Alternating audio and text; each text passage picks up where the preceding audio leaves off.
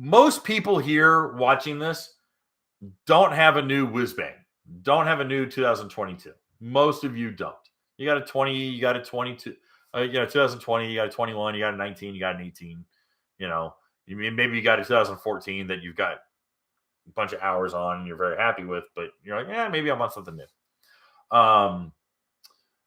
The reality is that behaviorally, all statistics show that people hang on to a ski for anywhere from 3 to 5 years. And that is just kind of the statistic, is that most watercraft owners hang on to a ski for 3 to 5 years. And they grow bored of it, or they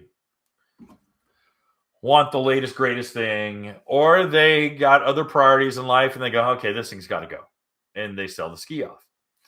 So the nice thing is that a lot of people are moving out of older units. But unfortunately, what our market looks like is that a 2013 Ultra 300 is now going for the cost of what a 310 would go for a year ago.